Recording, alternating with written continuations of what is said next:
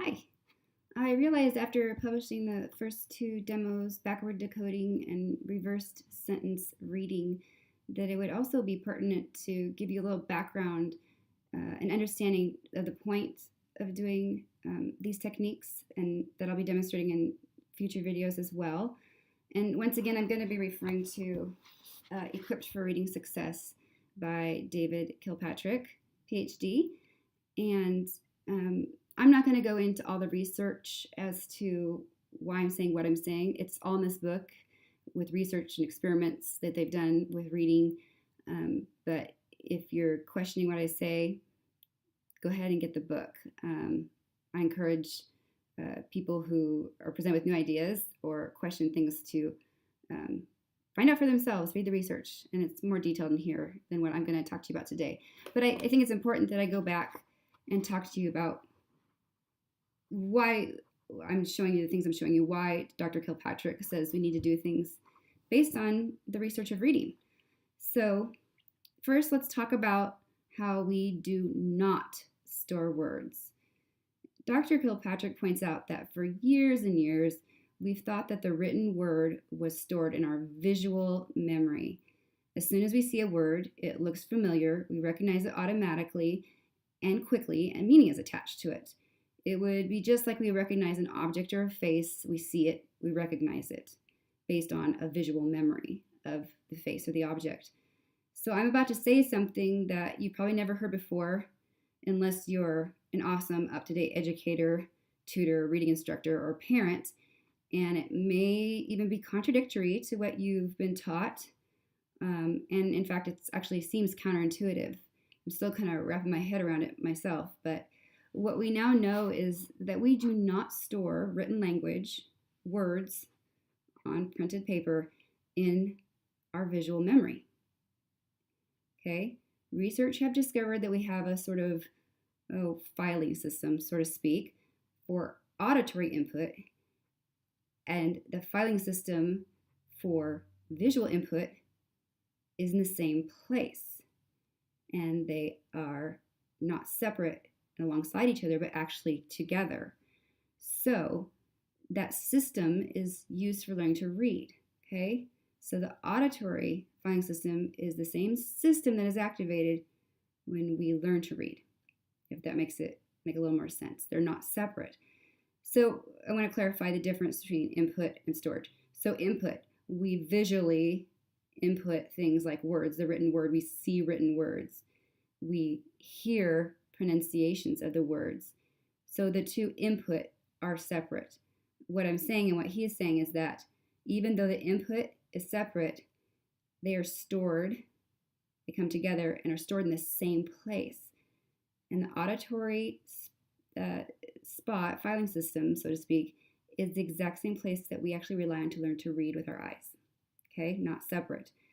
So don't get me wrong, visual memory does play a role in reading, but Dr. Kilpatrick points out that there's no evidence that visual memory directly helps word recognition, that instantaneous automaticity, or that it affects reading fluency once letters have been learned. Okay, that's important. Once letters and sound correspondence is automatic. So unfortunately, even in light of this research, many programs base instruction on the false premise of visual memory storage of words. So if we want to end widespread reading failure that exists in our current educational system, we're talking anywhere 27 to 34% of fourth graders who read well below grade level still, we need to let this information, this research inform our instruction, not our intuition or what we think makes sense. We need to let our practices be informed by real research. So if you're getting frustrated or you disagree with me now, again, don't kill the messenger. Stay with me for a few more minutes. Or don't. Click off. But I would encourage you to go check out his book, Equipped for Reading Success, and look up the research studies that show how words and written words are stored with auditory memory. So auditory and visual are together, they're not separate.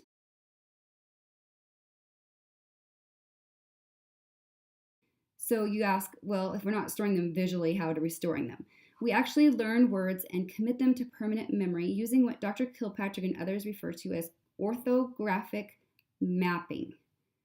It's like an oral filing system, and an oral meaning spoken language. In other words, we don't store words as visual memory, but map visual words to already existing, meaning already in there, oral vocabulary of sounds. So you have to have the oral vocabulary in place. You have to have a level of understanding of sound. That's why we don't teach kids to read as soon as they can walk, you know. I know there's extraordinary cases, but can you imagine if a toddler was walking around with a little book in order to learn to read? No, we are born with the capability of understanding language and learning to hear and listen, and then produce speech. And then parents will correct when we say grammar funny, or if we mispronounce things like flutterbys instead of butterflies, and things that seem cute for a while until they're not because the child is too old. So we're born with the ability, the innate ability to learn to listen for comprehension and to speak, to communicate. Now, I know it's not a perfect world, and people are born with hearing issues and even speech issues, but the innate framework is there. Reading, however, is a man-made construct. Man-made meaning, if you look across languages, that's why our language is not written the same as somebody else's, because they're symbols to represent spoken language. They're just really arbitrary, really, if you think about it. Why a letter is a letter is because somebody decided it was, and decided that it has meaning attached to it. They're very arbitrary. So we hear sequences of sounds, and then they are matched to stored sounds in our brain that we've learned by hearing, speaking, communicating, hearing stories, having parents tell us directions. Then our oral vocabulary is activated, and meaning is retrieved. If the oral vocabulary and understanding of sounds, also called like phonological awareness and phonemic awareness, are not strong, which is the case for most with reading struggles and disabilities, then seeing a word over and over and over again does not mean it will be immediately recognized. Okay, so sidebar, I was thinking about this when I was first processing this research.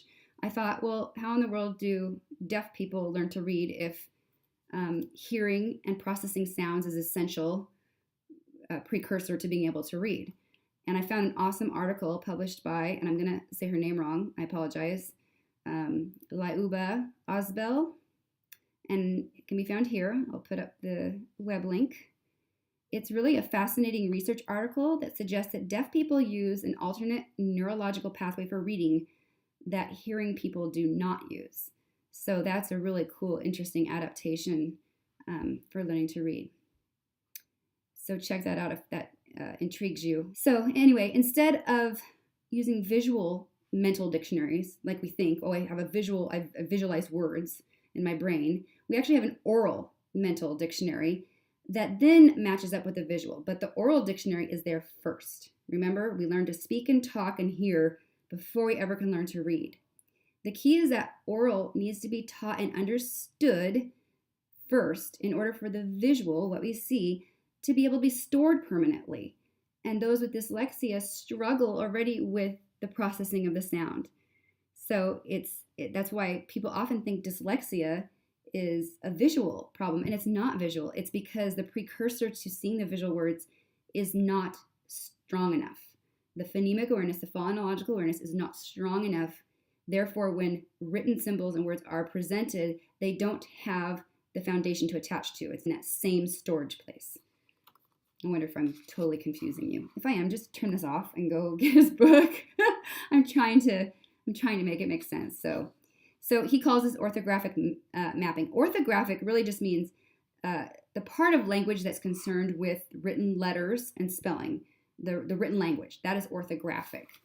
And he says that orthographic mapping is the mental process that we use to take an unfamiliar printed word and turn it into an immediately recognizable sight word. And I'm not talking about sight words that have irregular spellings or red letter words that people refer to. I'm talking about sight word like instantaneous. I see a word, I don't have to sound it out. I know the word as a whole.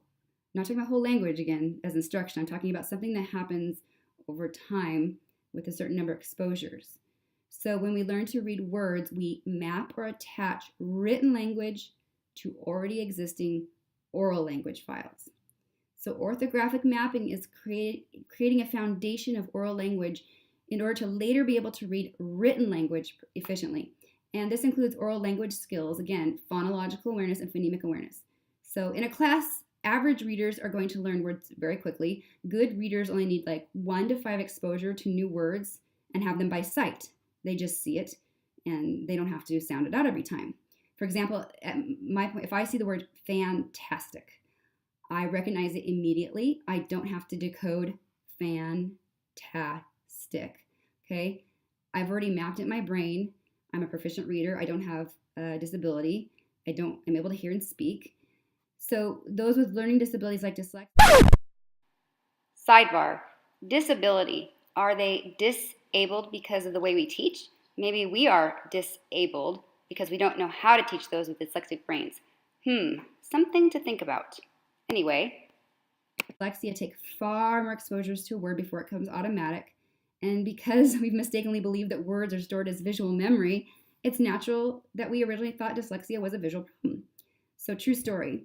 I had a student who decoded the word big at least 20 times in one tutoring session, and he still did not recognize it. And he had to sound out b-i-g, big, big, every single time. He did not have a visual problem, okay? If we actually stored words permanently using visual memory, he would have known this in 5 exposures or less. It's because he didn't have a way to attach what he was seeing to efficient auditory memory, okay?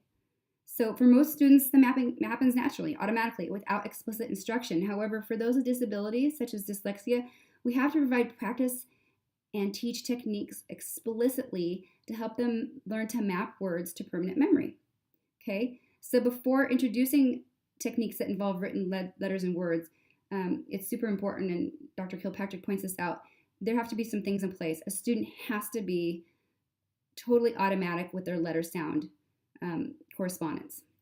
Meaning they see a letter and they automatically know the sound. They don't have to think about it. They don't have to take a second. It's instantaneous, okay? They see the letter T, T comes out instantly, okay? They also have to have proficient phonological and more specifically phonemic awareness skills in place to be able to start reading. And that's where the breakdown happens in school, is the kids who automatically learn phonemic awareness and phonological awareness go on to read as what we expect them to. But those, the 20%, the 1 in 5, 6 out of kids in a 30 kids classroom are going to start failing because they don't have that in place, and we have to teach that explicitly. So the demos that I'm showing you, backward decoding, reverse reading, we're assuming at that point that we have explicitly taught phonemic awareness and phonological awareness. And by the way, it's important to say that by explicitly teaching these instructions in phonological awareness and phonemic awareness to all students, you're going to make even your good readers better readers. It's only good. You're not going to slow anybody down by teaching this, and I would continue to do it even through 4th grade, some of the advanced phonemic awareness techniques. So I'm going to say something, and I feel like people are going to throw things at me. Luckily, I'm protected by the screen. But because we've assumed over so many years that words are stored visually in a visual memory, this is the reason that whole language, or what is also referred now to as balanced literacy instruction, fails so many students because they're not proficient in phonological skills and automatic letter sound correspondence, okay? So I will hopefully be getting around to posting more about the difference between phonemic awareness skills and phonological awareness skills, particularly for my my clients' parent population. But that's what some of the video demos are about from Kilpatrick's Equipped for Reading Success. At this point, I'm not planning on demonstrating all the techniques in this program, but I want to show some of them so that teachers, tutors, parents can hit the ground running with these ideas. And if you're confused, again, go get the book. and then come back and watch the demos. If you want help, need help, want to see it in action. If you're confused but okay with being confused and just want to start learning techniques, stay tuned for demos. I'm going to publish on some of the ways you can help your students better mentally process language and become better readers.